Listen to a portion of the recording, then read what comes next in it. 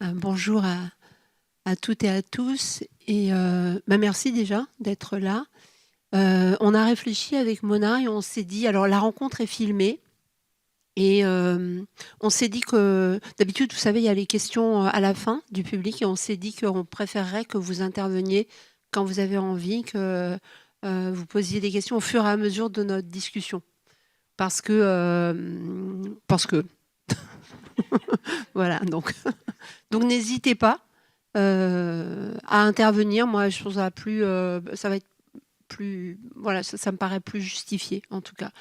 D'abord, je vais vous dire quelques mots sur la raison de mon choix pour le film de Jack Garfein.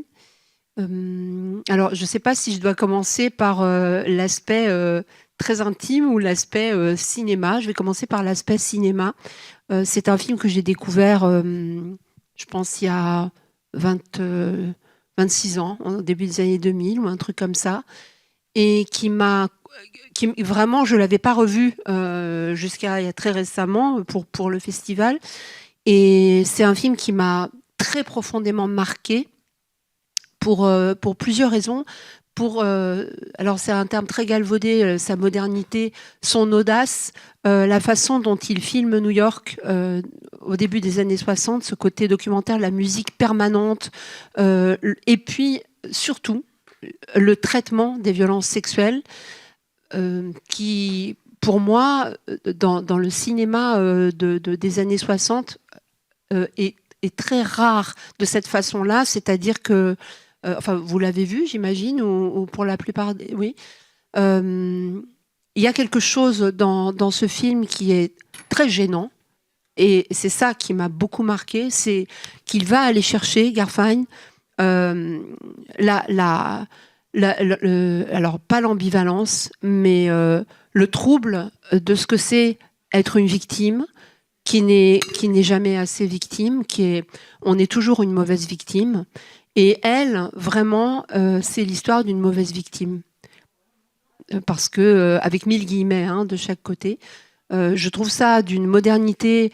Je voudrais parler aussi de lui parce que ça a un rapport et que j'ai eu la chance.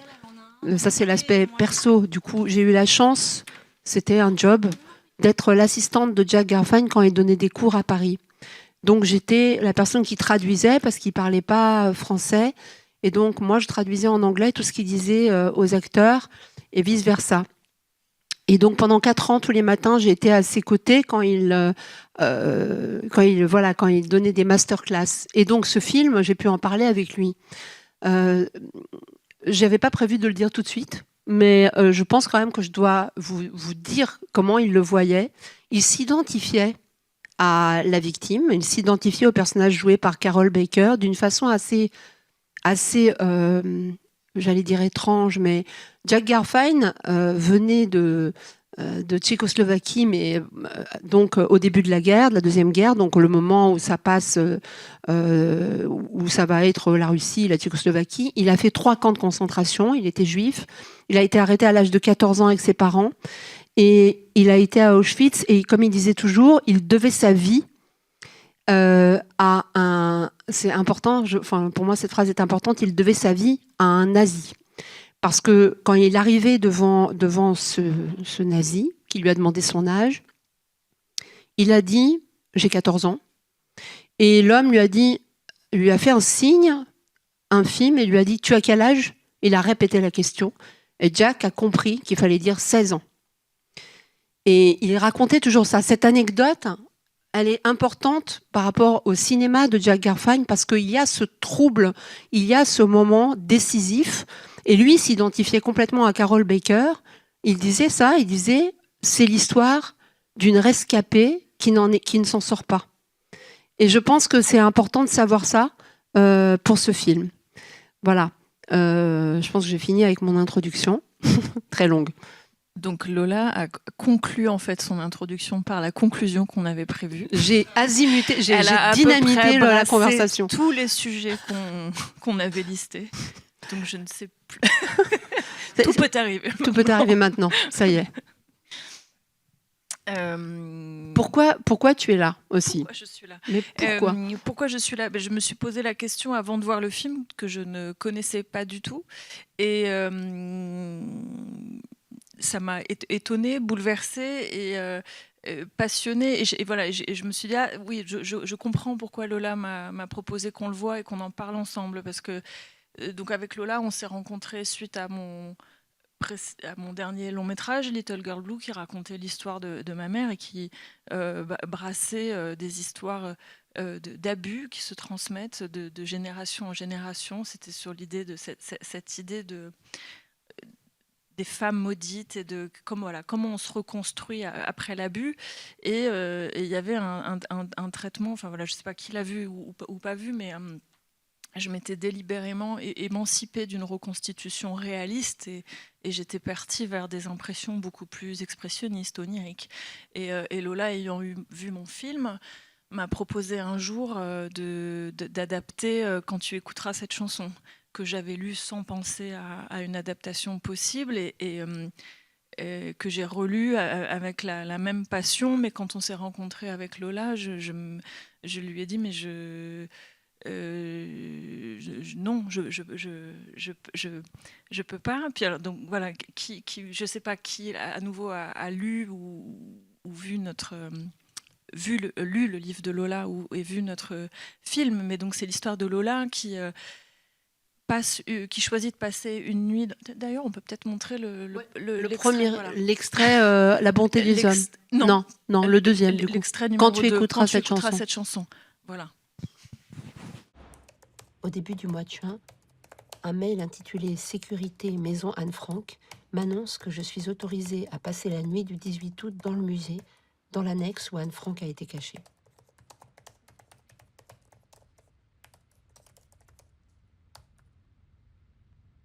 Je serai seule. Je devrais m'en aller à 7 heures du matin. Ce lieu, dans lequel je passerai 10 heures, est un appartement vide.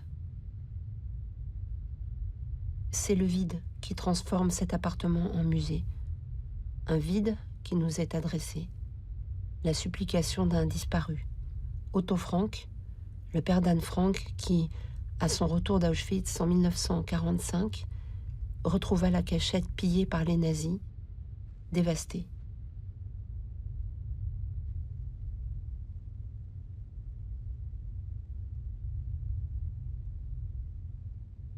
Otto Frank, qui lorsqu'il fut question de faire de l'annexe un musée en 1960, exigea que l'appartement demeure dans l'état où il l'avait retrouvé, qu'on en soit témoin du vide, qu'on s'y confronte. Voyez ce qui jamais ne sera comblé.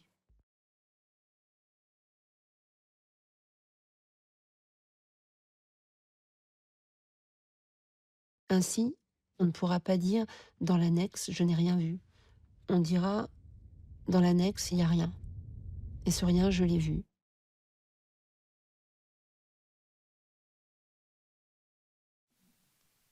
Oui, il y a de petits pépins de son, effectivement. Mais donc il y avait cette question, évidemment, je garde en tête le film dont il est question aujourd'hui, mais c'est la genèse du pourquoi toutes les deux ici pour en parler. Mais ce qui a motivé mon refus au départ, c'était de me dire, mais comment est-ce qu'on va représenter cette nuit de Lola? Il est hors de question de reconstituer ce moment, on ne va pas rejouer cette nuit-là, elle ne va pas rejouer les émotions qui l'ont traversée. De toute façon, on ne peut pas, et tant mieux, ça aurait été obscène, on ne peut pas aller tourner dans le musée Anne Frank. Mais alors, comment raconter le vide, comment raconter le rien, et comment raconter ces souvenirs retrouvés, ce voyage dans le passé, comment se connecter aux émotions de Lola sans lui demander de rejouer de manière artificielle et grossière les émotions qui l'ont traversée et qu'elle a brillamment écrites. Et donc il y a eu ce chemin qui me faisait reprendre celui que j'avais fait sur mon précédent film, d'aller vers une incarnation, pour pas dire illustration, mais il y a de ça, de quelque chose qui passe non pas par la représentation frontale, mais par un brassage d'images éclectiques qui viennent raconter les émotions, qui permet de rentrer aussi en résonance avec, sans faire de comparaison là aussi obscène, mais avec ce que Lola a pu projeter d'Anne Frank, mais c'était cette approche voilà, plus expressionniste. Et donc, voilà, pour le film que vous avez, pour le film de Garfein, de me dire, ah oui, je vois là où Lola peut-être s'est dit qu'on avait des choses à échanger, fond et forme, puisqu'il s'agit de l'histoire d'une jeune femme qui voilà, c'est l'histoire de ce chemin à la fois d'autodestruction et de reconstruction d'une femme après le viol qu'elle a subi, et à la fois comment lui s'est emparé de cette histoire en mise en scène avec son histoire, comment il a incarné les états d'âme de son personnage. Et là-dessus, c'est vrai que voilà, pour un film de 1961, assez naïvement, je me suis dit, mais c'est extraordinaire d'inventivité, d'intelligence, de modernité, sur le fond et sur la forme, sa façon de traiter. Alors oui, j'ai peut-être plus de facilité que toi à employer le mot d'ambivalence, mais je trouve que le film brasse toutes les ambivalences possibles, jusqu'à évidemment ce personnage d'homme dans lequel qui est à la fois le sauveur et l'incarnation du bourreau, et de comment elle va poursuivre son autodestruction et à la fois se reconstruire à ses côtés. Ce qui était, même si c'est pas la même histoire, nos histoires humaines se répètent, et ce qui était aussi ce que pouvait raconter en souterrain Little Girl Blue. Et voilà, et c'était, quand tu écouteras cette chanson, c'est pas la même histoire, mais l'histoire se répète. Lola partait à la rencontre d'Anne Frank, mais finalement elle allait chercher ce jeune garçon qu'elle avait connu, ce jeune garçon qui est mort d'un génocide au Cambodge. Et c'est pas la même histoire, mais l'histoire se répète. Et voilà, donc c'était passionnant.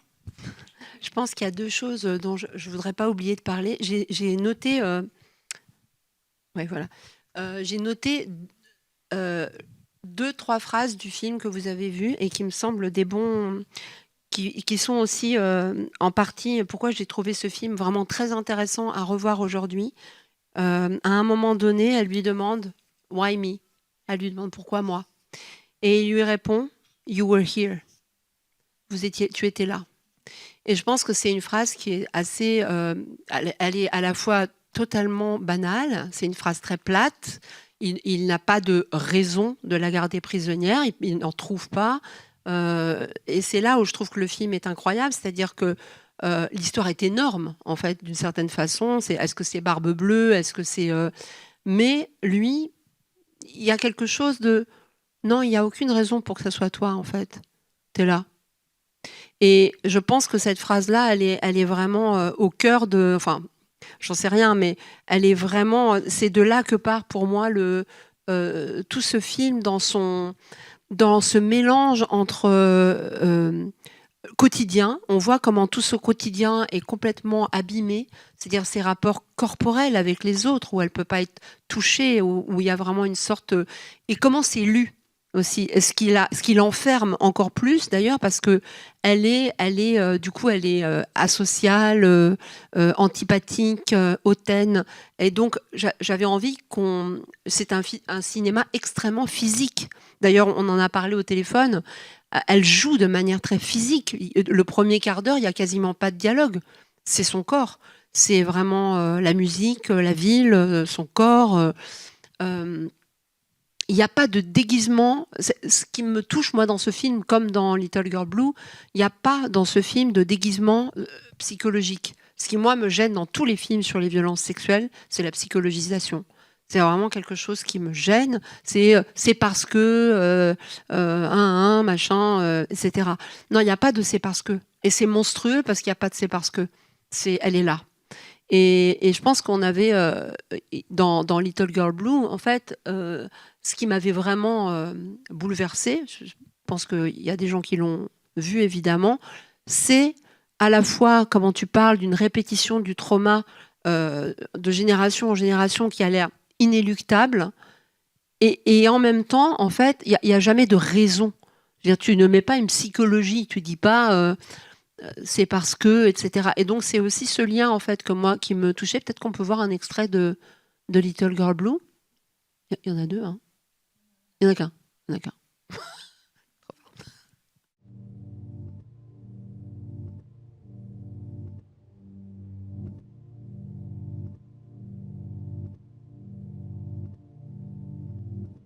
Il y a des lettres de mon adolescence qu'elle a retapées à la machine. C'est-à-dire que ça veut dire qu'elle a fouillé dans mes affaires.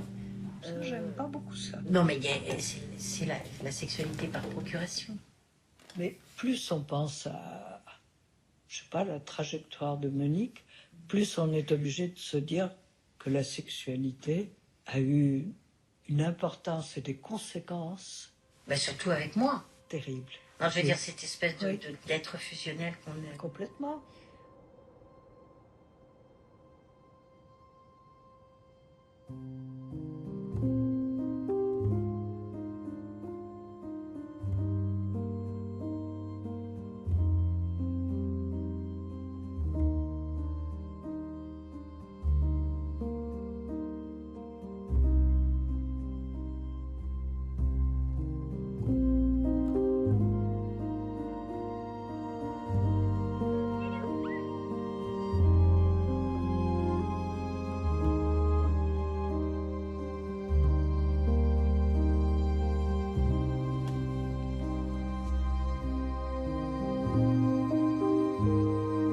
Elle me trouve géniale, je le sens.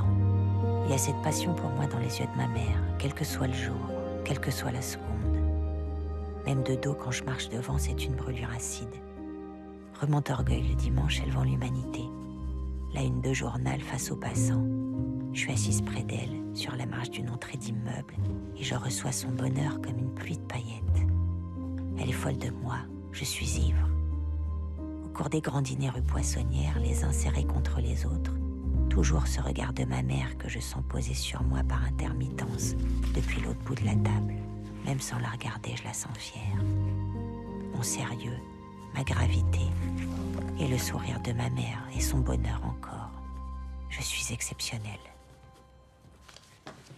Un jeudi, ma mère note. Définition du cafard par Carole. Tristesse un peu longue si on ne la domine pas.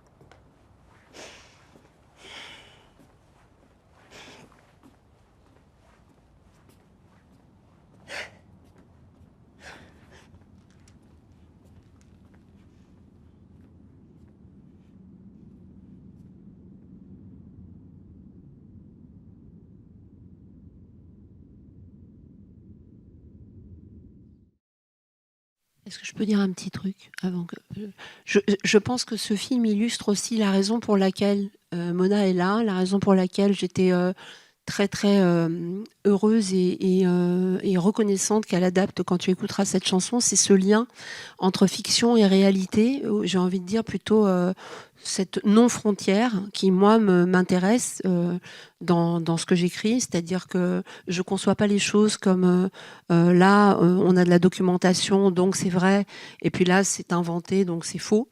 Il y a la documentation aide à raconter quelque chose de façon fictionnelle ou l'inverse, et ce cinéma-là, moi, qui ne crée pas, qui ne décide pas, en fait, oui, alors Marion Cotillard joue ta mère, et en même temps, je me souviens quand j'ai vu le film, je suis arrivée à un moment où je ne savais pas du tout si c'était la voix de ta mère ou la voix de Marion Cotillard, du tout. Et puis, en fait, ça n'a aucune importance. Et lien avec Garfein, encore une fois, il y a quelque chose dans l'image sur New York, en fait, sur la ville, qui me fait vraiment...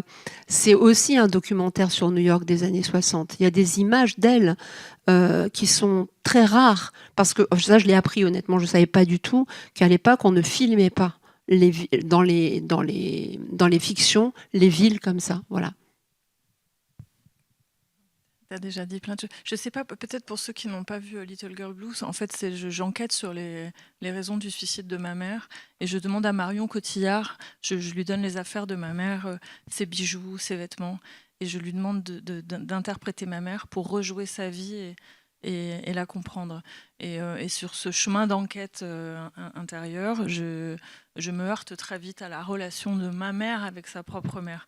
Donc c'est vrai qu'on avait choisi cet extrait aussi parce que ça nous ramenait à ce rapport autrement étrange de l'héroïne du film avec sa mère, qui est parfaitement ambiguë et complexe, et qui est encore une autre forme de prison dont on sent qu'elle a besoin de s'émanciper totalement. Et il y avait cette idée, voilà, dans mon film qui faisait partie des questions principales que ma vie intime et que le film devait poser, c'est qu'est-ce que c'est que cette idée de malédiction des femmes. Et il m'a fallu, moi, tout ce chemin-là pour comprendre, mais il n'y a pas de problème de malédiction, c'est un conditionnement. Et je trouve que le film de Garfein le raconte incroyablement bien, avec si peu de choses et si peu de mots. Et effectivement, pour aller dans ton sens sur l'histoire de la mère dans le film de Garfein, il y a vraiment cette fin qui est terrifiante parce qu'en fait, elle a réuni toutes les prisons.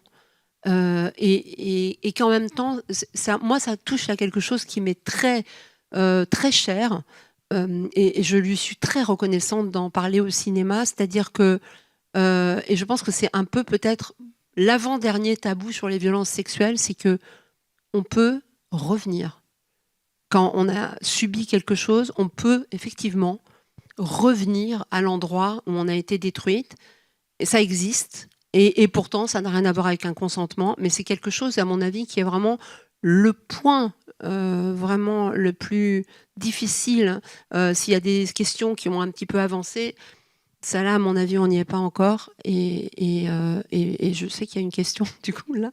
Mais c'est vrai que, pour rebondir, pardon, c'est vrai que c'était cette idée, mais pareil, que mon chemin de vie et de film m'a permis de comprendre, c'est à quel point moi-même j'ai confondu toute ma vie, comme le fait l'héroïne, qu'est-ce qui est familier et qu'est-ce qui nous fait du bien. Mais il y a aussi ce côté presque, j'ai envie de dire, doudou, comme quelque chose qui nous ramène à l'enfance, à l'origine des choses, à la matrice, quoi. Et quand il y a un abus, un viol qui s'inscrit dans ce préambule, ça donne le là. Et il y a quelque chose qui devient en fait une normalité. Et je trouve que dans le film, Garfein, il a une manière de l'incarner, et cette chose où elle revient à la maison finalement en allant vers cet homme. Et quoi qu'elle fasse, et même si elle chemine, elle s'émancipe, tout ce qu'on veut, il y aura quelque chose où cet homme-là, ce qu'il incarne, ce qu'il raconte, sa brutalité, lui est familière et lui est la raconte. On peut s'en sortir, on peut cheminer, on peut progresser, on peut comprendre, on peut mettre de la distance, mais ça fait partie de nous, dans notre corps, pour la nuit des temps. Et parfois même ça se transmet.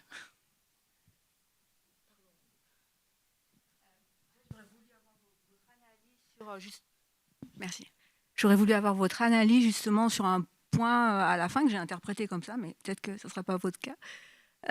C'est justement à la fin l'échange de regards et la simple phrase entre l'héroïne et sa mère, où elle lui dit ce qui est arrivé est arrivé, et où il arrive à montrer, alors que c'est un homme dans les années 60, que la mère, qu'elle en ait vécu ou pas, sait ce que sa fille a vécu. Et c'est extraordinairement bien filmé, parce qu'il n'y a pas besoin d'un dialogue de 10 heures pour le dire. Et oui, j'aurais voulu avoir votre analyse là-dessus, sur la transmission entre mère et fille des violences sexuelles subies. Voilà, à nouveau, mais je ne dis pas, oui, c'est pas, mais je pense que c'est toujours les mêmes histoires qui se répètent, c'est les mêmes schémas. Et voilà, dans Little Girl Blue, il y a cette phrase de ma mère qui est quasiment l'unique phrase qu'elle médite quand je lui ai raconté l'abus que j'avais subi. Et c'était je le savais. Il m'est arrivé la même chose. Je le savais, c'était inscrit en nous. De toute façon, les femmes sont maudites dans la famille. Vraiment cette idée de malédiction. Et c'est peu de mots. Et voilà, il le raconte autrement avec d'autres mots à l'économie, mais c'est toujours la même chose. Et c'est toujours le même schéma. Et on imagine ce que cette femme a traversé, le peu qui dévoile de l'intimité du couple parental, tout ce que ça veut dire sur la sexualité de cette femme. Et c'est... voilà, je repense à ma grand-mère qui disait à quel point elle avait abdiqué sa sexualité. On pense aussi à cette mère. C'est le même schéma qui se répète. Moi, pour te répondre, en fait, je trouve que dans le film, il y a des images il y a des bribes de liberté dont elle s'empare qui sont liées toujours aux éléments. En fait, quand elle va dormir dans Central Park sur la terre, comme ça, c'est extraordinaire parce qu'en fait, c'est vraiment l'endroit le dangereux pour une femme. C'est-à-dire jamais on irait dormir à Central Park, quoi, en fait. Elle a subi un viol dans une forêt, enfin dans un parc.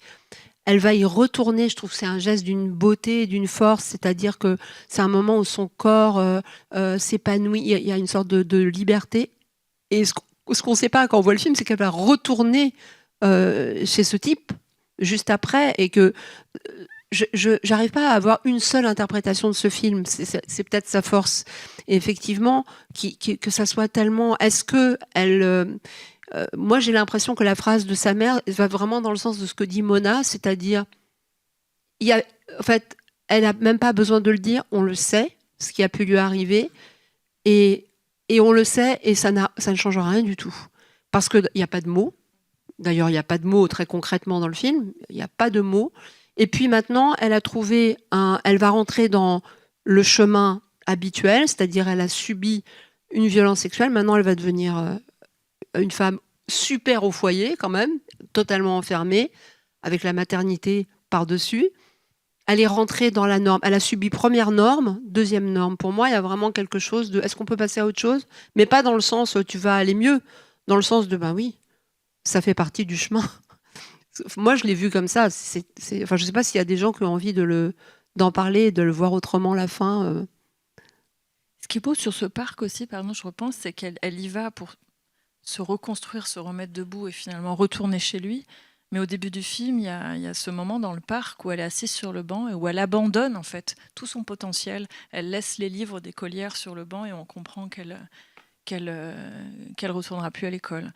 Donc c'est vraiment ce lieu qui incarne à la fois l'endroit du viol, l'endroit de l'autodestruction, et ensuite d'une reconstruction qu'on ne se sent pas. D'ailleurs, là où c'est très fort, c'est qu'on est très dérangé, mais on ne juge pas. Moi, c'est une des choses qui m'importe le plus toujours, c'est de se dire, mais comment on peut essayer de comprendre des méandres aussi complexes, comment on peut être autant, à la fois se sentir aussi privilégié et traumatisé par le même microcosme qui est chargé de toutes ces ambivalences-là, et d'essayer de comprendre ce chemin-là. Il le fait merveilleusement bien.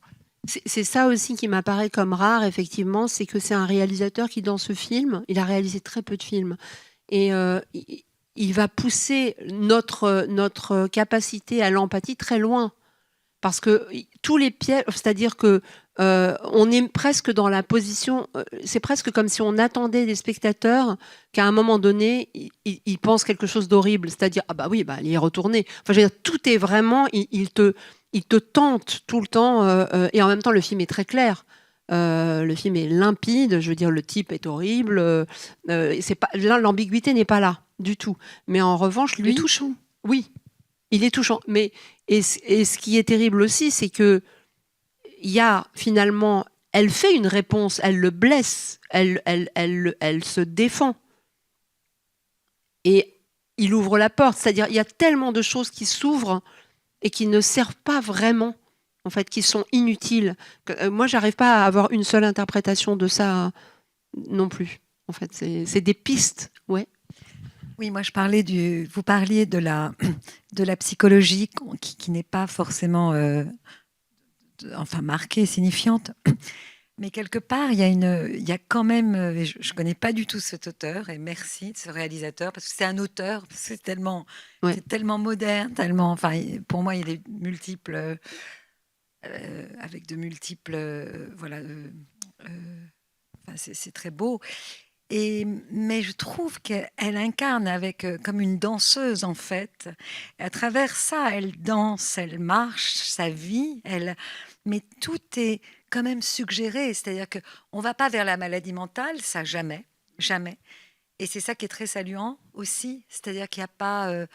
il n'y a pas ce côté-là des États-Unis, ce manichéisme. Voilà, tu as ça, tu vas te retrouver quelques mois en hôpital psychiatrique ou quelques électrochocs aussi. Et donc il y a tout cet évitement, il y a cette modernité, donc c'est échappé en fait. Elle s'échappe. Mais moi, ce qui m'a beaucoup, il y a un tronc commun, et j'ai pas vu votre film, mais voilà, parce que ce qui m'empêchait de le voir, c'était l'actrice. Voilà, je vous le dis, voilà, très sincèrement. J'espère que ça va vous réconcilier avec elle. Oui, voilà, exactement. Ou me la faire découvrir, en tout cas. Mais en tant qu'actrice. Mais je trouve qu'il y a un tronc commun. Et Chantal Akerman a filmé New York comme film Franklin. Et vraiment, dans la même démesure. Moi, je connais bien New York et je crois que j'ai jamais vu des endroits comme ça qu'on a filmés dans New York. Okay. Et Chantal Akerman, c'est complètement... Il y a une immersion dans un de ses films, je ne sais plus lequel, et où elle filme exactement. Et chez Chantal Akerman, on peut retrouver certaines choses. De la chez mer, vous. Exactement. Ouais, la mer, l'ambiguïté, la Oui. souffrance, la maladie mentale, qui n'est que suggérée là. Mais on rentre dans une maladie mentale parce que tout ce qu'elle fait, tout même ce côté de découpage, donc de quelque chose de très répété, de cet effacement du viol. Aussi, quand elle s'allonge, quand elle se lave, il y a des choses d'une intimité extrême. Enfin, on rentre. Et voilà, je voulais évoquer Chantal Akerman. Ouais, oui, absolument. Et je trouve que c'est qui est juste, très proche pour Ouais, moi de ce ouais. film. Aussi un autre film, Faces de Cassavetes, Ah oui. où il s'agit aussi d'un viol Mm. et où le visage, parce que là, il y a vraiment des gros plans, hein, il y a des plans séquences absolument sublimes, mais il y a des arrêts sur image comme ça, comme dans des films muets, qui sont assez... voilà, et qui m'ont fait penser aussi à John Cassavetes. Donc c'est très fort et merci, parce que moi, je ne Je connaissais suis pas ce ravie. film. Je pense que c'est pas non plus inutile de rappeler que l'actrice Carol Baker, elle était à l'époque très très célèbre pour avoir tourné dans Baby Doll Oui, oui. d'Elia Kazan. Et que donc, pour tout le monde, Carol Baker, c'était Baby Doll. Et que dans Baby Doll, ça avait fait scandale parce qu'elle jouait le rôle d'une fille de 14 ans. C'est une adaptation d'une pièce de Tennessee Williams, je crois. Celui-là aussi, je me rappelle plus, pardon, peut-être que non. Si, je Si, crois hein. que c'est ça. Et oui. elle a 14 ans, enfin, elle est supposée avoir 14 ans dans le film, et elle dort dans un berceau géant en suçant son pouce. Et elle est entourée de quinquagénaires. C'est très, très glauque. Mais en tout cas, à l'époque, l'image de Carol Baker, c'était ça. Donc, c'est aussi, pour elle, je veux dire, c'est un rôle de femme adulte qui... il y a tellement de moments, elle a des hurlements de bête. Il y a quelque chose dans le son. Et moi, j'aimerais bien qu'on passe l'extrait du cauchemar, si ça te va. Non. Non, pas du tout.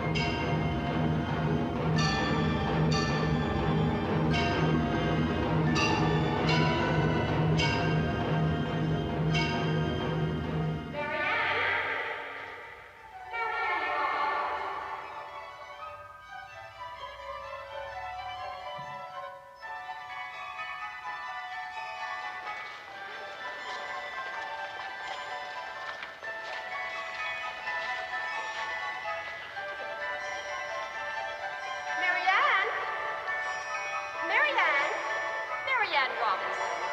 Okay.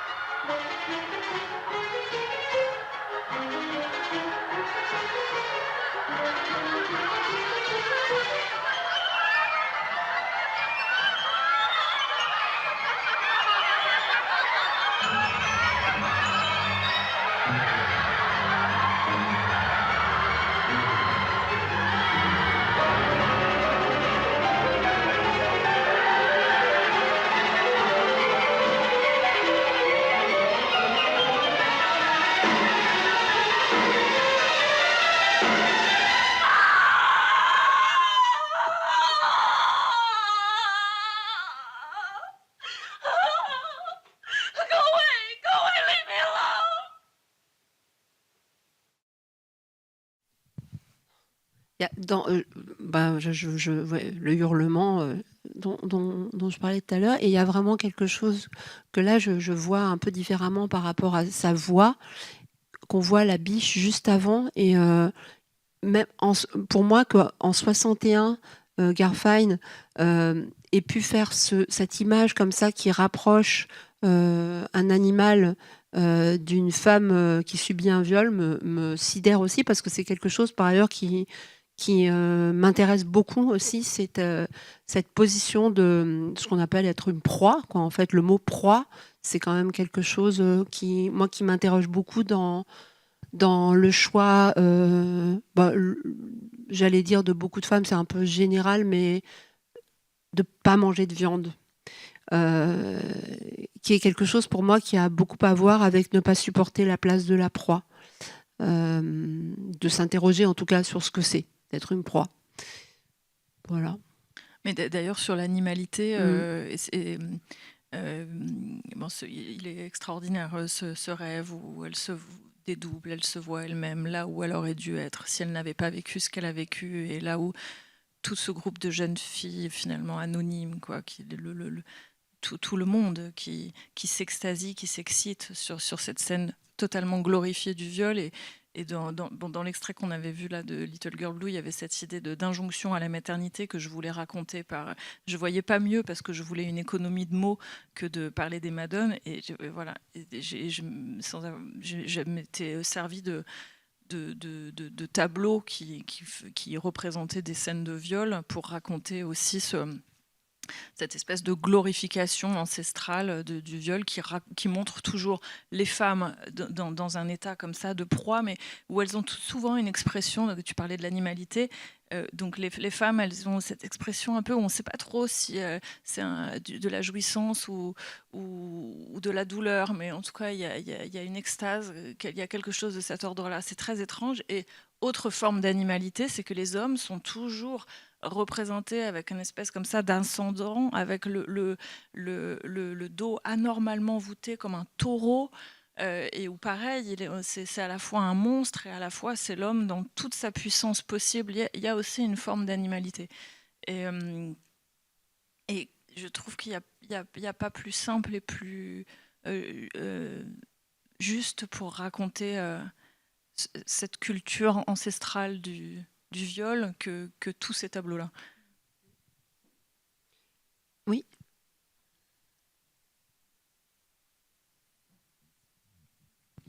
Bonjour, j'avais une question, c'était ce que vous avez dit m'a fait penser à 3 milliards d'autres choses. C'est un peu tendance à fonctionner en bazar. Mais la question de la proie, ça m'a fait penser à votre livre Chaviré, que j'ai vraiment ressenti physiquement au niveau de la violence et de la manipulation. Et j'ai l'impression que chaque sujet que vous abordez ou que vous traitez en littérature est extrêmement bien traité, en fait. Vous déconstruisez tout pour en refaire un puzzle formidable, ultra poétique. Et ma question, c'était comment est-ce que ce soit dans vos films ou au niveau de la littérature, comment est-ce que vous abordez un sujet et comment vous arrivez à le traiter de cette manière-là? Est-ce que c'est une recherche documentaire? Est-ce que c'est intime?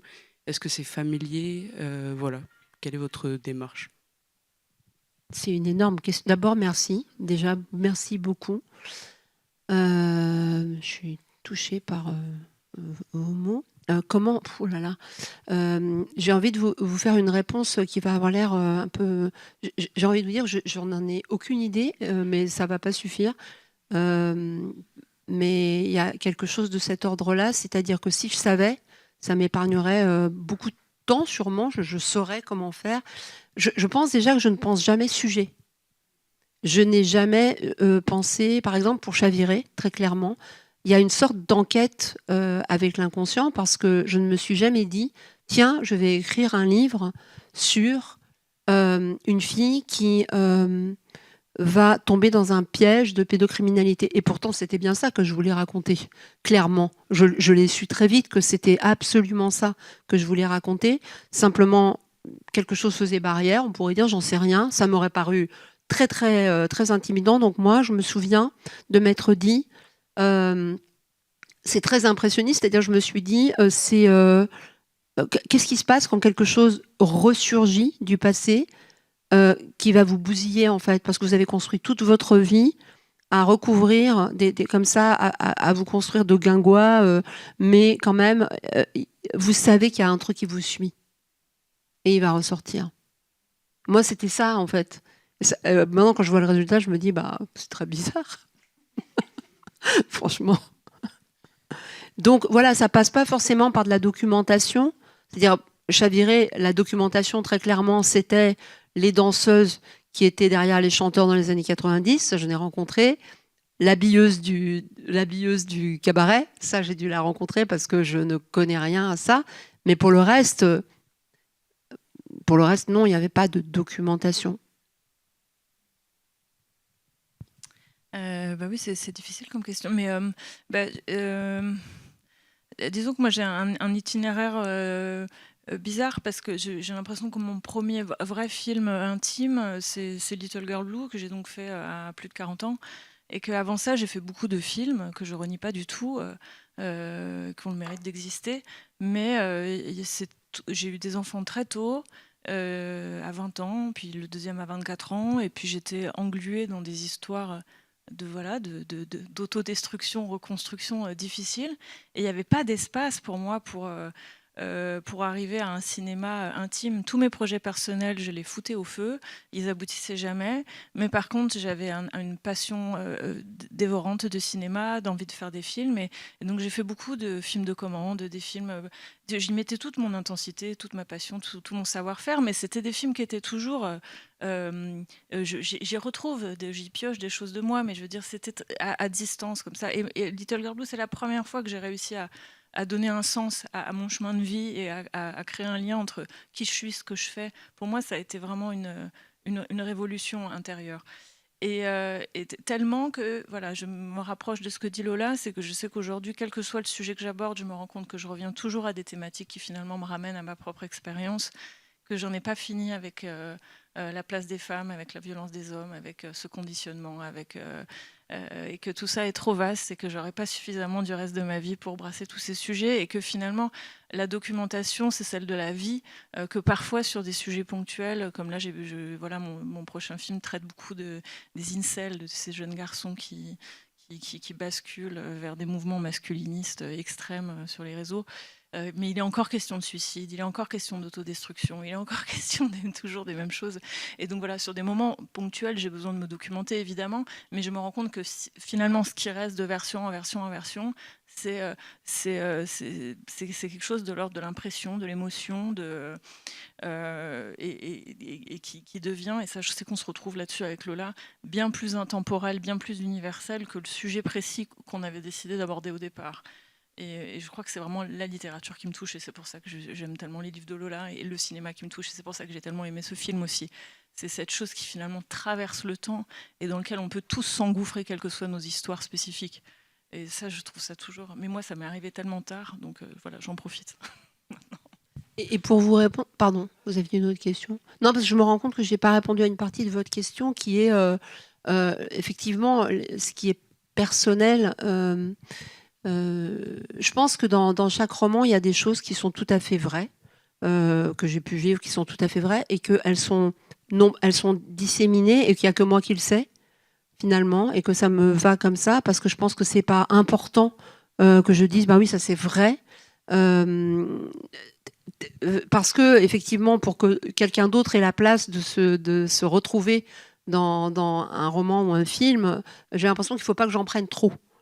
Mais c'est une impression qui est peut-être fausse. Je sais pas. Je dis pas que c'est un truc que je. Mais le sentiment, c'est que finalement, quand tu écouteras cette chanson, j'ai dit je parce que je trouvais complètement fou de savoir que c'était moi qui allais passer la nuit au musée. Je pouvais pas dire elle. Tout le monde savait que non, j'y étais. Donc il fallait dire je, et je me suis astreinte à une sorte de tâche de les vrais noms des personnes dont je parlais. Pour moi, c'était vraiment quelque chose de nouveau, un travail assez nouveau, en fait. Voilà. Merci beaucoup déjà. Du coup, ça m'a j'ai d'autres questions. Vous parliez beaucoup là, dans ce que vous avez dit, de la question de l'héritage, de la malédiction des femmes, etc., et à quel point ça se retrouve dans beaucoup de vos œuvres, sous différents sentiments, différents points de vue, et à quel point l'héritage nous définit, et à quel point c'est une malédiction ou pas dans la création, et comment est-ce que vous prenez ou rejetez cet héritage-là? Ah ben, j'ai l'impression que c'est tout ce chemin-là, justement. On ne peut pas se débarrasser d'un héritage. Je crois qu'on le chemin, en tout cas moi, que j'essaye d'entreprendre et que je souhaite à tout le monde, quoi, c'est d'arriver à se construire, quelle que soit la fracture, quel que soit le désastre, mais d'autant que et c'est ce que Wu de la Nuit raconte si bien, c'est que souvent l'héritage est indissociable de ses contradictions, et avec Little Girl Blue, par exemple, c'est vraiment ce que j'ai cherché à faire, c'est de me dire comment arriver à raconter le beau dans tout ce laid. Et il y en a du beau. Et il était impossible de raconter le beau sans raconter le laid. Impossible de raconter le laid sans raconter le beau. Donc on ne peut rien... on peut décortiquer jusqu'à la moelle, comprendre, apprivoiser, dompter ce qui nous enlise, mais on ne s'en débarrassera jamais. Et je crois que quand on arrive à ce moment de reprendre puissance finalement sur ce qui nous détruit et à en faire quelque chose, mais souvent après, dans les débats après le film, je disais heureusement qu'il ne faut pas forcément faire un film pour surmonter un drame comme j'ai pu le faire, sinon c'est décourageant. Mais faire n'importe quoi, quel que soit chacun son chemin, chacun trouve sa forme. Mais je ne crois pas tout ce qui nous arrive nous forge, nous constitue. On peut classer certaines choses, mais elles vont jamais se dissoudre. Ça existera toujours. Donc on devient un être chargé de toutes ces ambivalences, de toutes ces contradictions. On est plein de tout ce beau et de tout ce laid. Et qu'est-ce qu'on fait de ça ? Ça me permet tout ça de revenir j'y pense à Jack Garfein, parce que dans sa vie si extrême, c'est-à-dire il est un condensé de l'histoire du XXe siècle. Donc déporté, arrivé à New York à 17 ans, donc libération d'Auschwitz, il arrive à New York, il connaît une tante, une grande tante, je sais pas, et il rencontre celui qui s'appelle Lee Strasberg, et tous les deux, avec un troisième, je me souviens plus qui, ils vont fonder l'Actors Studio.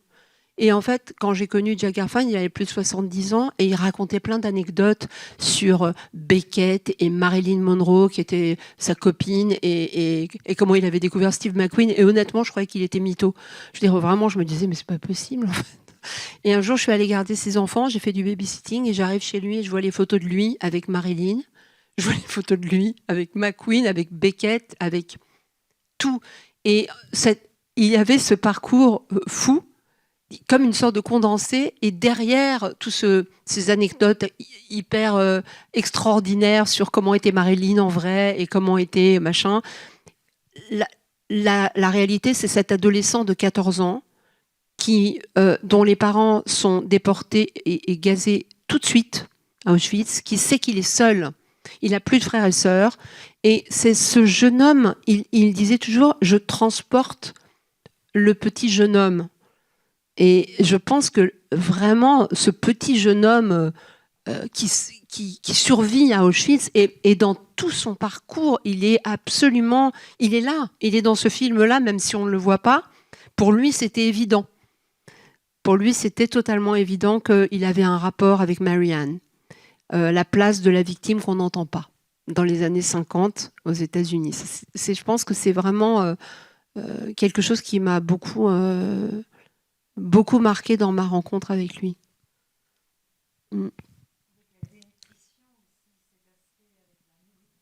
Oui. C'est vrai, c'est vrai. Ce sentiment de pouvoir être comblé.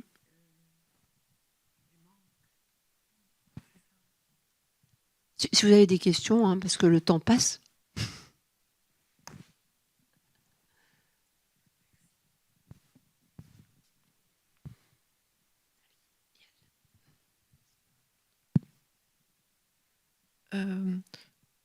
Du coup, oui, moi je trouvais que c'était intéressant d'arriver à aboutir à se poser la question dans l'autre sens de celle avec laquelle vous avez pris le film et vos parcours et tout ça. Ce serait de se dire qu'est-ce qui fait qu'un survivant de la Shoah, il fait un film sur le viol et qu'est-ce qui résonne, mais un peu dans l'autre sens, j'ai envie de dire, de pas prendre le fait d'être un rescapé de la Shoah comme une sorte de paradigme un peu genre absolu, mais de le réinscrire dans un parcours. Qu'est-ce qui fait que voilà, lui il a pu arriver à choisir les violences sexuelles, le viol en l'espèce, en faire comme ça un truc qui est vraiment au premier plan d'un film pour parler de ce qu'il avait vécu d'une certaine manière. Enfin, je sais pas si c'est clair. Oui, non, je comprends vraiment. C'est-à-dire que je suis incapable d'y répondre parce que j'ai tellement... J'aurais tellement envie de lui demander. Enfin, c'est-à-dire il y a une sorte de manque de lui, là, parce que je pense qu'il aurait baratiné 2-3 trucs parce qu'il était extrêmement beau parleur. Effectivement, c'est vrai que c'est une question, c'est une vraie question. Qu'est-ce qui fait que cet homme, alors quel âge il avait je sais pas, je suis très mauvaise en calcul, mais il était jeune quand il a tourné, il avait une trentaine d'années. Qu'est-ce qui fait qu'un homme de 30 ans en 1960 un de ses uniques... Je crois qu'il y a un autre film, et c'est tout, il tournera rien d'autre. Et un film très mal reçu. Ce film a été très mal reçu. Je pense que ça l'a dévasté, franchement. Effectivement, pourquoi il est allé raconter ça, en fait? Mais effectivement, c'est une question, et je trouve que c'est intéressant c'est pas la réponse qu'on peut avoir, de toute façon. Moi, je suppose des choses comme ça par rapport au traitement des violences sexuelles, surtout dans les années 60. Je me dis, il va chercher quelque chose qui est encombré de silence. J'en sais rien. Peut-être c'est pas du tout ça. C'est aussi. Ouais. Mais c'est aussi de s'attaquer à la thématique de la violence des hommes, mais avec un regard. Voilà, je sais que ça nous rassemble aussi avec Lola, c'est à la fois de s'attaquer à ce sujet, mais tout en ayant un amour profond pour les hommes. Et on se disait moi je me disais, c'est fou comme ce film raconte parfaitement. Voilà, tout ce qu'on peut brasser aujourd'hui quand on dit pas tous les hommes, mais quand même toujours les hommes. Et la façon qu'il a de parler de cette violence constitutionnelle chez cet homme qui pourtant déborde de charme. Moi, je trouve l'acteur extraordinaire, d'une précision de mouvement. Il y a presque quelque chose. Il danse autour de la table quand il est merveilleux et épouvantable, et il est chargé de toute cette violence que lui-même ne veut pas voir ne peut pas voir parce qu'il a cet œil crevé. Enfin, peut-être aussi qu'il a voulu parler de cet homme et que finalement il s'est plongé dans parler de cette violence des hommes, et il s'est plongé dans le personnage de cette jeune fille victime de la barbarie des hommes et ensuite de celui-là. Je sais pas, il y a quand même quelque chose aussi, comment un homme peut arriver à si bien raconter l'ambivalence de cet homme et le désir aussi que ça peut susciter chez une femme. Moi, ça m'a vraiment stupéfait, vraiment. Peut-être aussi avoir votre analyse sur la scène de viol. Moi, en général, les scènes de viol au cinéma, je les trouve toujours épouvantables, grotesques, risibles. Et là, je trouve qu'avec juste la scène du crucifix qui tombe, et puis surtout la pierre qui marque et la jartelle, c'est... Enfin, pour un film des années 60, peut-être qu'un film de 2025, je n'aurais pas cette analyse, mais pour un film des années 60, c'est très fin comme description. Moi, j'ai ressenti ça aussi quand je l'ai vu. Vraiment, j'ai pensé à... C'est la pierre dans sa chair, en fait. C'est vraiment, cette image est incroyable. Et quand je l'ai vue, je me suis dit, mais moi, je trouve qu'on n'a pas avancé du tout dans la représentation. C'est-à-dire que lui, il va synthétiser en 2 images, et je me rappelais pas. Enfin, c'est surtout la pierre qui est vraiment qui amène en empathie totale, enfin physique, quoi. C'est-à-dire, c'est presque atroce en fait la pierre, et c'est énorme. Et je me dis tous les films sur les violences sexuelles, moi j'ai beaucoup de mal, et les images encore plus. Et je me dis, mais quel kilomètre de pellicule pornographique avec la violence érotisée, quel échec permanent cette représentation. C'est-à-dire qu'il y a des surenchères pour. C'est comme s'il fallait effectivement parler de plus en plus fort pour dire quelque chose. C'est un ratage total pour moi le cinéma autour des violences sexuelles. Et là, c'est vrai qu'il y a quelque chose d'une. C'est à la fois implacable et modeste, en fait. Il y a vraiment quelque chose comme ça, enfin, je trouve. Et du coup, je pense à l'extrait, au dernier extrait, de Quand tu écouteras cette chanson, parce que ça a un rapport avec ce que tu disais. C'est un extrait qui est autour de. Pour moi, c'est autour de qu'est-ce qu'on fait de ce qu'on voit, qu'est-ce qu'on fait de ce qu'on lit. Alors, je m'explique. Il y a une phrase qui est tirée du journal d'Anne Frank, qui a fait cette phrase, elle a vraiment fait le tour du monde, et surtout, elle a été gravée sur beaucoup de statues qui la représentent. C'est je crois encore en la bonté innée des hommes. Et cette phrase, quand j'ai commencé à chercher pour écrire Quand tu écouteras cette chanson, m'intriguait beaucoup. Je me disais, comment elle a pu écrire ça? Parce que tu parlais de l'amour, le bourreau, etc. Mais en fait, il s'avère qu'elle n'a pas écrit ça. Elle a écrit ça, virgule, tout un chapitre qu'on ne cite jamais. Donc je laisse et couper une phrase au milieu pour se souvenir d'un livre est très problématique. Je crois encore à la bonté innée des hommes. Cette phrase est suivie de quelques lignes qu'on ne cite jamais. Il m'est impossible de tout construire sur une base de mort, de misère et de confusion. Je vois comment le monde se transforme lentement en un désert. J'entends plus fort, toujours plus fort, le grondement du tonnerre qui approche et nous tuera, nous aussi. Les extraits choisis des textes qu'on porte au nu révèlent ce que nous désirons en retenir. Si nous tenons absolument à ce qu'Anne Frank nous parle de la bonté innée des hommes, il n'est pas très étonnant que ce paragraphe écrit le 3 mai 1944 ne soit pas passé à la postérité. On ne me fera pas croire que la guerre n'est provoquée que par les grands hommes, les gouvernants et les capitalistes. Oh non, les petites gens aiment la faire au moins autant. Sinon, les peuples se seraient révoltés contre elle depuis longtemps. Il y a tout simplement chez les hommes un besoin de ravager, un besoin de frapper à mort, d'assassiner et de s'enivrer de violence. Et tant que l'humanité entière, sans exception, n'aura pas subi une grande métamorphose, la guerre fera rage.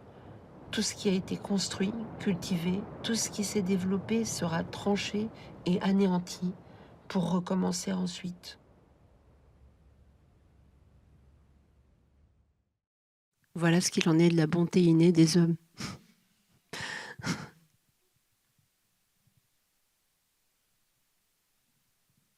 Je ne sais pas combien de temps il nous reste en fait.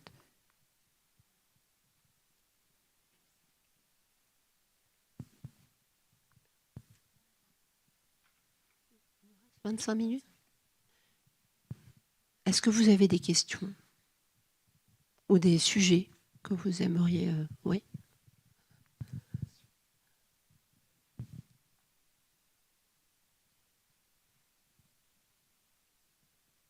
C'est ma dernière question, après j'arrête. Sinon je pourrais en poser 30. J'avais une question, vous avez beaucoup parlé du silence aussi, et surtout du vide. On a parlé du silence vis-à-vis des violences sexuelles et du vide dans le musée d'Anne Frank. Et quelle est la place du silence dans l'écriture et dans le cinéma, la manière que vous avez de réaliser ou d'écrire? Parce que j'ai l'impression que pour moi c'est central, autant que les mots, ça se balance. Voilà, c'est quoi cette place-là dans vos créations? Non, c'est vrai que c'est central dans mon film, dans beaucoup de livres de Lola, dans beaucoup de sujets qui nous traversent toutes les deux. Mais là, c'était vraiment très spécifique sur Quand tu écouteras cette chanson. c'était un vide à devoir reconstituer, un vide qu'on ne pouvait pas filmer puisque je ne pouvais pas aller dans les lieux de ce vide. C'était aussi l'histoire d'une mémoire enfouie, de mots qui ne sont plus posés sur une histoire. Donc je me dis comment matérialiser, comment incarner ce vide-là, comment même incarner ce vide étrange de départ de Lola qui ne sait pas, enfin ce vide, cette interrogation, en tout cas cette parole encore non dite, la raison pour laquelle Lola est venue passer une nuit dans ce musée-là, pourquoi est-ce qu'elle l'a choisi. Et j'ai l'impression que chaque sujet trouve sa réponse de comment incarner ce silence. Ici, ce que je trouvais... Lola parlait du jeu qui raconte le nous dans son livre. Et moi, ce que j'ai aimé faire sur Little Girl Blue et ce que j'ai aimé poursuivre sur Quand tu écouteras cette chanson, c'est de me dire, mais on a aussi une histoire collective qui se raconte à travers les films qui ont déjà été tournés et que le nous de ces films historiques ou de ces archives amateurs raconte le jeu, peut raconter le jeu de cette expérience intime. Et que donc je suis repartie dans ce chemin de construction de grammaire filmique très forte, chargée d'images d'archives filmiques et de vieux films ou d'archives d'informations. Mais je voulais rester quand même dans des choses très abstraites et raconter comment ce silence et ce vide de départ, c'était comme si la pellicule n'avait pas imprimé en fait les images qui reviennent comme ça par fragments, un espèce de puzzle comme ça que Lola va reconstituer. Donc on est même allé chercher ces archives qu'on voit, parce que l'extrait qu'on vient de voir arrive plutôt en fin de film. Les images finalement concrètes qu'il est quand même bon de rappeler et de voir, puisqu'il est... c'était des images d'archives qu'on voit peu parce qu'elles sont extrêmement détériorées. Et je trouvais que ça racontait, voilà, pour moi, c'était une image organique, physique, quoi, pour raconter cette mémoire qui se transmet mal, qui se perd. Et voilà, c'était presque, d'une certaine façon, c'était la bizarrerie du nom de départ quand Lola m'a proposé de l'adapter. C'était que je me disais, mais c'est tellement... Pardon, mais c'est tellement grossier peut-être comme manière d'incarner les choses. J'avais presque honte de mon impulsion. Et puis je me suis dit, ben non, voilà, c'est comme une chose instinctive. Comment raconter avec les... Voilà, Lola, elle a pris ses armes d'écrivaine pour raconter à Anne Frank. Et moi, je prends le matériel que j'ai à ma disposition. Comment, à travers les possibles du cinéma, comment raconter ce que Lola a décortiqué dans son livre. C'est passé par ce travail autour de la pellicule et de la mémoire de la pellicule, la mémoire physique de la pellicule. Alors, je ne suis pas sûre de... Est-ce que vous pensez au silence très, très concret ou comment il trouve sa place dans un récit ou...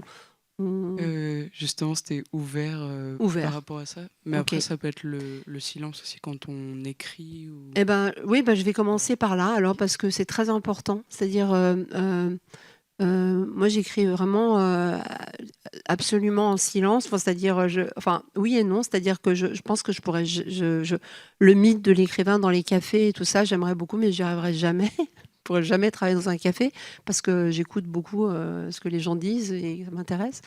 Donc, il faut qu'il y ait rien. Et en même temps, le texte, en fait, pour moi, il est toujours dit pendant que je l'écris à voix haute. C'est-à-dire qu'il y a toujours une oralité, il y a toujours quelque chose de rythmique et tout ça. Donc, en fait, c'est pas du silence, mais je m'occupe de le détruire un peu. Mais travailler autour du silence, ça c'est quelque chose qui a été... je pense que j'ai beaucoup... entre Chaviré et Quand tu écouteras cette chanson, le sujet c'est le silence en fait, tout le temps. Et je pense que j'ai enfin compris qu'il y avait quelque chose de commun. Parce qu'on a toujours l'impression qu'on va faire un livre différent. Et en fait, on n'y arrive pas. C'est un peu ce que tu disais tout à l'heure. Et il y a quelque chose qui est... Pour moi, c'est ce qu'on n'entend pas. Je ne sais pas si c'est le silence, mais pour moi, le sujet de beaucoup de choses que j'ai écrites, c'est ce qui n'est pas entendu. C'est pas le silence, c'est ce qui n'est pas entendu. C'est-à-dire que, comme dans le film de Garfunkel, il y a quelque chose qui est... elle a beau hurler, elle s'adresse à lui, enfin, elle est pas dans le silence réellement, en fait. Il y a quelque chose qui ne sert à rien de sa voix. voilà, ça se résout dans un calme qui n'est pas un calme avec sa mère. C'est-à-dire que on arrête l'histoire, en fait. On arrête l'histoire. Et je pense que pour Chaviré, par exemple, je me souviens qu'au début, quand il est sorti, des gens me disaient oui, mais alors, elle le dit jamais. Et en fait, c'est pas vrai. Elle parle tout le temps. Moi, je tenais à ce que à plusieurs reprises dans le livre, elle raconte son histoire. Ce qu'il y a, c'est qu'on l'entend pas, en fait. Et c'est vraiment quelque chose de qui me tient à cœur. Effectivement, c'est pas le silence, c'est quand les choses ne sont pas entendues. Pour quand tu écouteras cette chanson, j'avais été très frappée dans la documentation mais alors, c'était énorme de voir ce qui s'était passé à la parution du journal d'Anne Frank, donc dans les années 50, à la fin des années 50, dans l'impossibilité qu'il y avait à l'époque d'entendre ce qu'elle avait écrit. C'est-à-dire que c'était surtout très très fort aux États-Unis, où l'histoire était réécrite, était devenue une pièce de théâtre dont avait été extraite tout ce qui pouvait offenser les spectateurs, c'était tout ce qui avait un rapport à la judaïté, la guerre, les nazis. Donc en fait, il ne restait que la comédie familiale. L'idée était d'en faire une comédie familiale. Et encore une fois, là, il y avait vraiment quelque chose de... on n'a pas envie d'entendre. C'était très très fort sur le journal d'Anne Frank. Donc oui, j'ai envie de dire que le silence a une grande importance pour moi, mais comme objet, en fait, j'ai envie de vous dire je le regarde, je me dis bon, mais alors qu'est-ce que c'est que ce truc qui est si qui est une arme si puissante en fait contre les femmes. C'est très très fort. Ça marche très bien. Mais c'est vrai que cette idée de silence, ça me fait rebondir sur le processus créatif qui était un peu au centre de mon précédent film aussi, puisque le dispositif de demander à une comédienne d'interpréter de ma mère était vraiment le point de départ. Et très vite, quand j'ai rencontré Lola, voilà, j'ai aussi une fascination pour l'écriture, filmer l'écriture, comment filmer l'écriture. Enfin voilà, c'était déjà quelque chose que j'avais cherché, exploré. Et il ne s'agissait pas de prendre le livre de Lola comme prétexte, et surtout pas de prendre Anne Frank comme prétexte, ça aurait été dégueulasse. Mais là où c'était impossible pour Lola de se regarder elle-même et de trop se mettre en scène, et où l'écriture est aussi un rapport à l'émotion très digéré, très maîtrisé. Le livre est relu, retravaillé, et il y a quelque chose dans l'élan documentaire qui braque complètement cette chose-là, où on est justement sur l'imprévu, sur l'émotion, sur l'immédiateté. Et ça a été tout un cheminement aussi avec Lola, d'apprendre à se connaître et qu'il y ait cette confiance réciproque. Parce que je me disais, mais en fait, c'est hyper intéressant de filmer le processus créatif de Lola. Comment est-ce qu'elle est arrivée jusqu'à Anne Frank? Et donc, elle raconte la construction d'une écrivaine, au-delà de ce qu'elle dit du destin d'Anne Frank et jusqu'à sa déportation. Mais elle raconte énormément, admirablement, comment cette écrivaine s'est construite. Et moi, je me dis, mais ça m'intéresse, c'est même un privilège génial de pouvoir rentrer dans le silence de Lola aussi, le silence de son bureau, et de raconter son chemin intérieur, son voyage intérieur jusqu'à Anne Frank. Et le travail sur le son était vraiment très important, parce que je me dis, il faut complètement... On ne peut pas mettre... C'est très glissant aussi de mettre en parallèle Anne Frank, qui a... tant de micro-temps par jour, ou pas tous les jours, dans un tout petit bureau entouré d'autres personnes pour écrire son journal, et Lola qui est chez elle, même si on a reconstitué son chez elle, mais qui est dans un endroit réconfortant, qui est son antre. Et donc c'était pas du tout le même silence, le silence de la c'est subtil, mais pour moi ça passait pas que par l'image.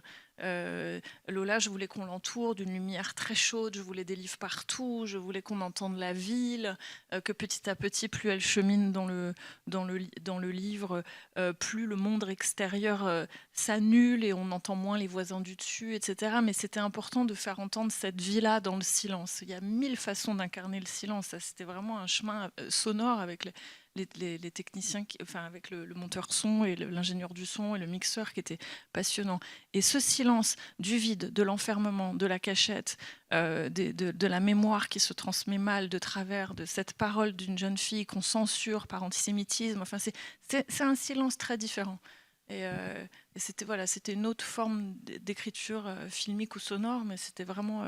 voilà, merci Lola, hyper intéressant à réfléchir.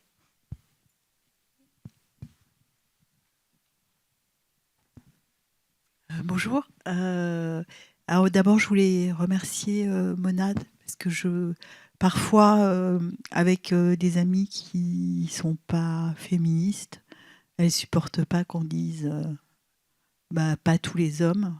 Et je pense que maintenant j'ai une réponse. C'est pas tous les hommes, mais toujours les hommes. C'est pas de moi. Hein.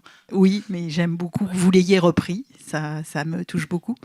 Par rapport au silence d'Anne Frank, je voulais aussi vous remercier parce que moi j'ai lu très petite. Enfin, j'avais 12 ans, sans doute une version édulcorée. Et ce que j'ai aimé dans votre livre, c'est qu'à un moment donné, vous dites, on a tous dit, c'est formidable, c'est une adolescente qui était liée à une situation précise. Et vous avez dit, mais en fait, c'est une écrivaine. Et ça, pour moi, ça rejoint ce que vous avez dit sur le silence. C'est qu'il y a eu vraiment, on a contraint finalement cette écrivaine.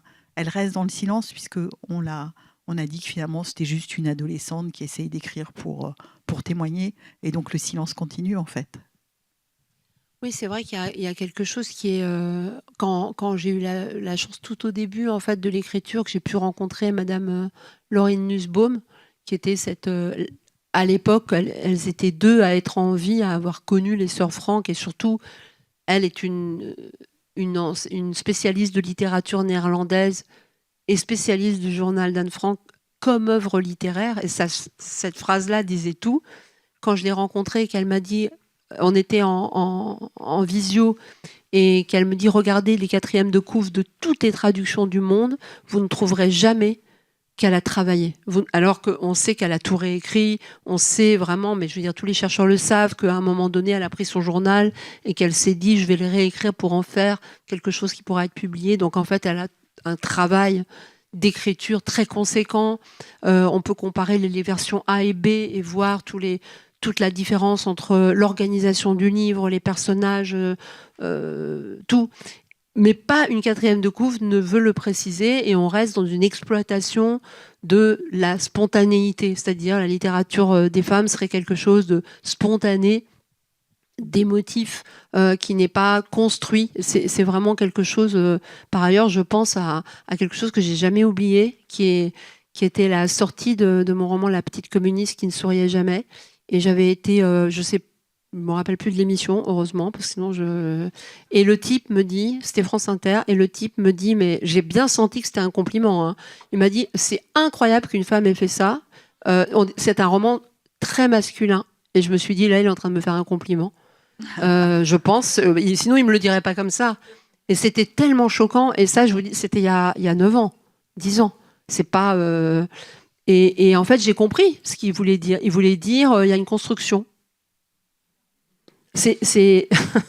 Et voilà. Et donc, en fait, ce truc, en fait, effectivement, de l'injonction à parler de l'intime, de l'injonction à écrire sur l'intime, comme si, au moment où on écrivait sur l'intime, on n'était pas en train aussi de faire une œuvre, possiblement, d'en faire une forme, de la réfléchir, je veux dire, mais il y a quelque chose qui est que la littérature des femmes, elle est quasiment organique et pas cérébrale. C'est encore très fort. C'est comme de l'autre côté, vous avez la littérature des grands voyageurs, quoi. Tout ce qui est les types qui ont pris des bateaux et puis qui ont écrit qu'ils ont pris un bateau.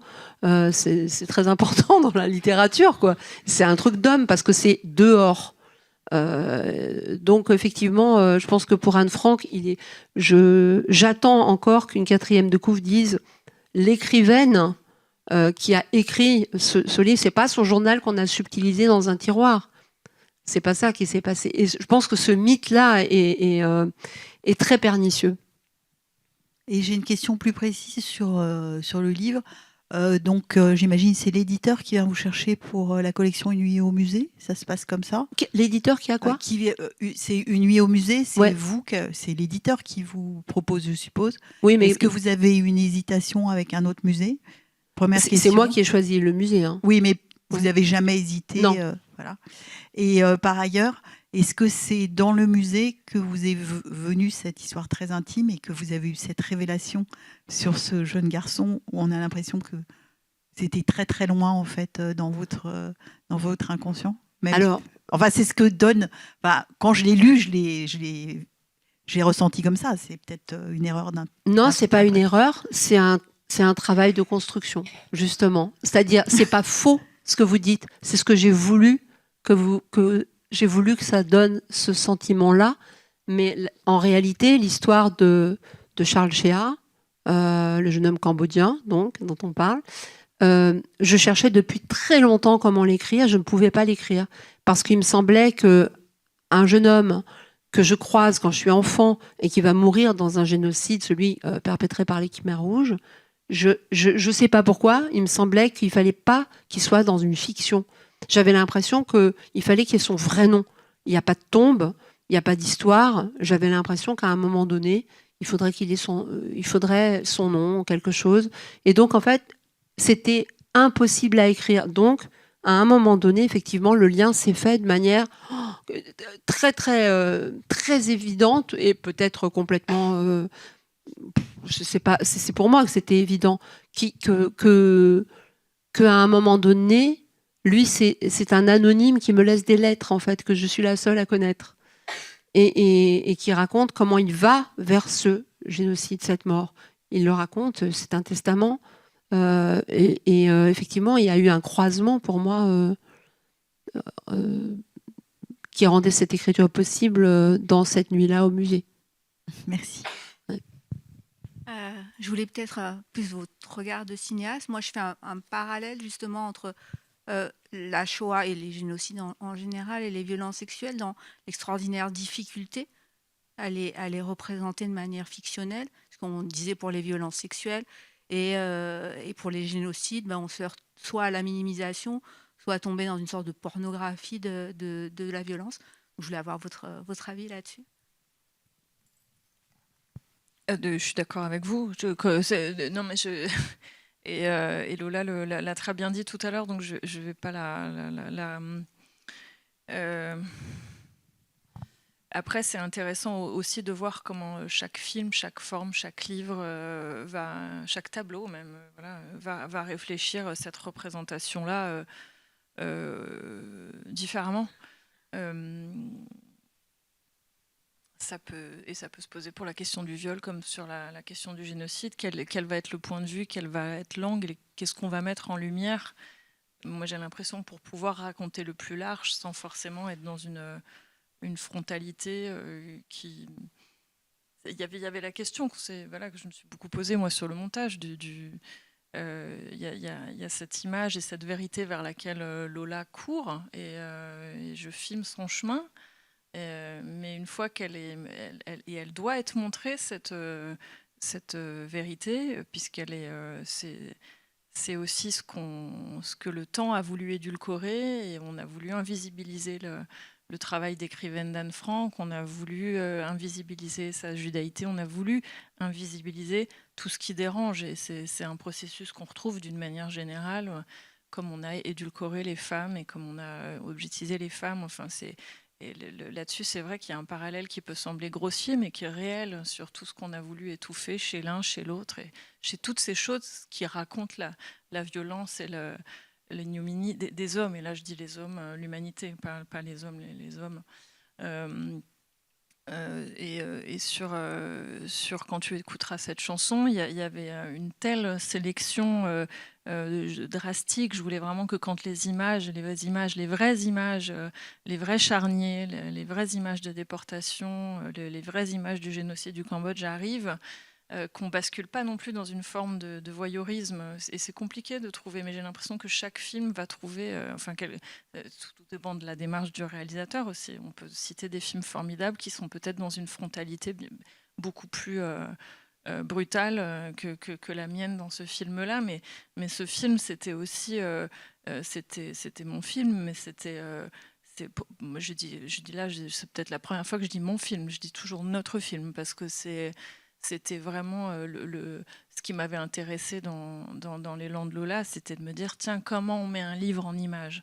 Donc il fallait aussi, et je pense qu'elle n'est pas venue me chercher par hasard, il y avait des connivences, elle avait vu mon film et on s'était, comme moi j'ai pu me reconnaître aussi dans ses livres, ou me retrouver, je ne sais pas comment, on avait des goûts communs, une approche commune, mais c'est là où le chemin de travail a été vraiment heureux, mais pour moi c'était à la fois, c'était quand même comment mettre ce livre en image en n'étant pas non plus dans de l'illustration directe facile. Mon point de vue changeait la donne.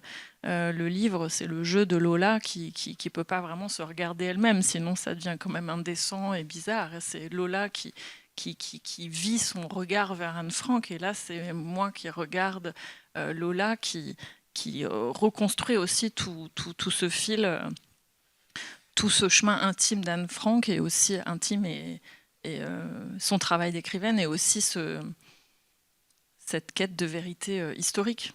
Et donc comment petit à petit, au compte-gouttes, comme elle le fait dans son livre, avec la même délicatesse et en même temps la même précision, comment la mémoire et donc l'image revient, arrive et frappe. Il y avait cette idée de rythme aussi qui est très fort dans l'écriture de Lola. Moi, quand j'ai lu... Oui, ah ben ça c'était sur une adresse. Oui, la tonalité de la voix de Lola Lafont est jamais... c'est presque atone comme ça, il y a quelque chose... Et pourtant, elle est là, elle est rythmée, elle est jamais de la même tessiture, mais elle n'envahit pas. Pardon. Elle est très discrète. Ah oui. Et je pense que ça a beaucoup... vous voyez, moi, la voix pour revenir à Little... Je le regarderai, mais rien que la voix de la comédienne me dérange. Alors c'est marrant que vous disiez ça, parce que je vais vous dire un truc, c'est que dans l'extrait que vous voyez là, alors sur la voix, enfin pour revenir à Lola, et après je fais une mini parenthèse sur mon film, mais sur Lola, vraiment l'évidence qu'il fallait qu'elle soit dans le film, c'est parce que je l'ai vue au théâtre et qu'elle incarnait son texte, mais elle jouait vraiment et elle avait une adresse très large à un public. Mais je me suis dit, elle est étonnante, c'est pas qu'une écrivaine, c'est vraiment une comédienne. Mais par contre, pour moi, c'était évident que le ton qu'elle allait devoir prendre, et c'est là-dessus qu'elle a travaillé, et c'est là où je redis vraiment c'est une comédienne, c'était que je voulais avoir accès à cette intimité de l'auteur, et je voulais qu'elle relise son texte pour elle-même, que ce soit jamais une adresse large, mais que ce soit vraiment une relecture intérieure. Et je crois que c'est ce qui donne exactement ce que vous dites. Il y a un travail sur la voix hyper précis dans Little Girl Blue, parce qu'en fait, ma mère, donc j'essaie de faire bref, mais qui avait elle-même écrit un livre sur sa propre histoire, mais en 2011, donc juste avant MeToo. Et le livre avait été victime d'abus, Jean Genet est impliqué dans toute cette histoire, etc. Le livre n'a pas été entendu. Voilà, Lola disait, les mots sont là, mais la chose n'avait pas été entendue. On avait parlé d'une histoire privilégiée entre une gamine et ce grand écrivain. Personne n'avait vu la dimension abusive de cette relation. Donc il y avait déjà cette idée que les mots qui étaient posés n'avaient pas été entendus. Et donc au moment du suicide de ma mère, quelques mois avant MeToo, elle n'aura jamais connu cette période. Peut-être que ça aurait pu la sauver. Peut-être qu'elle aurait trouvé dans la grande histoire une autre forme d'écoute, donc une réparation possible, mais elle ne l'a pas vécue. Et donc toute la démarche de ce film, c'était de remettre sa voix, de remettre son histoire dans cette grande histoire, de l'y inscrire, puisque son livre n'avait pas suffi. Et en fait, pour son propre livre, elle s'était enregistrée. Donc j'avais 5 interviews différentes de ma mère qui avait posé son dictaphone et qui était allée voir des témoins de son enfance, et pas des moindres, voilà, et important pour elle et pour ce que ça dit aussi de notre histoire intellectuelle, etc. Et donc j'avais ce matériel-là, la voix de ma mère, que moi-même je n'arrivais plus à entendre parce qu'elle était, à force de s'autodétruire, elle était devenue un personnage inaudible et impossible, pas aimable profondément. Et c'est marrant que vous disiez ça de Marion, je m'en fous de savoir si elle est aimable ou pas aimable, Marion. En tout cas, il y avait quelque chose où pour moi c'était l'évidence qu'elle incarnait cette voix. Qu'il fallait en fait un corps iconique, lumineux, comme celui de Marion, pour porter la voix de ma mère et qu'on puisse enfin l'entendre. Et donc le film bascule entre Marion, qui a fait un travail titanesque pour arriver à en fait, donner le sentiment que la voix de ma mère sort de sa bouche. Peut-être vous avez du mal avec la voix de Marion, mais ce qui est fou, c'est que c'est ce travail d'interprétation, de comment ça transforme, comment l'adresse, comment le travail, comment le corps s'imprègne en fait de ce qu'on vit. Et je reviens à ce que tu disais sur le corps au bout de la nuit, mais la voix de Marion s'est métamorphosée au fur et à mesure du tournage, qui a duré 8 jours. Hein. C'était vraiment pas beaucoup, mais à la fin, même les techniciens, quand on enregistrait la voix off de Marion, donc le film oscille entre la voix directe de ma mère et la voix de Marion, et à la fin, plus personne n'était capable de dire si c'était la voix de Marion ou la voix de ma mère. Elles se sont complètement... C'est-à-dire que son travail d'actrice, il y a quelque chose au-delà de la difficulté technique, au bout d'un moment, qui s'est complètement transcendé et où sa propre voix à elle est devenue celle de ma mère. Et ça, symboliquement, vraiment, je trouve que c'est une des choses, moi, qui m'a le plus émue, quoi, qui dépasse même l'objet cinématographique. C'était cette idée de comment on transmet, comment ça passe par la voix, la puissance de la voix, et comment finalement, au fur et à mesure de ce chemin où elle s'est dit « Ok, je prends les affaires de sa mère, machin, je me mets tous les jours son parfum, ok, je vais aller porter son histoire et tout », et son corps tout entier s'est chargé de cette mission et s'est métamorphosé pour y parvenir. Franchement, voilà, si vous voyez le film, j'espère qu'au moins vous l'aimerez, elle, à la fin, pour ce chemin qu'elle a fait et comment tout son corps raconte ça. Cette difficulté d'être entendue et quelles armes il faut prendre, de quoi il faut se munir, et qui est tout le travail acharné, et on la voit, elle n'y arrive pas, et elle recommence, et c'est difficile, et comment finalement elle va arriver à porter cette voix-là, avec tout son corps. Ouais, vraiment. Je vais faire une transition habile vers le film suivant que j'ai choisi, Corps. Je suis obligée. J'espère que vous serez là pour voir Olga de Eli Grapp, qui est un film aussi qui me tient vraiment à cœur, donc, qui est l'histoire d'une jeune gymnaste ukrainienne et des événements en Ukraine de Maïdan. Et j'allais dire évidemment que j'allais aimer ce film, enfin, parce que le croisement politique, intime est tellement rare au cinéma, c'est-à-dire que là encore, une jeune fille qui est dans une sorte de sublimation, en fait, voilà, de tout ce qu'on peut imaginer sur ce que c'est d'être gymnaste, et puis il va y avoir le corps politique, et puis il va y avoir tout ce que ça dit enfin bon, je vais pas parler du film avant que vous le voyez, mais en tout cas voilà, c'est le prochain film qui sera suivi d'une discussion avec Eli Grapp qui est là. Merci beaucoup. Merci beaucoup à vous deux.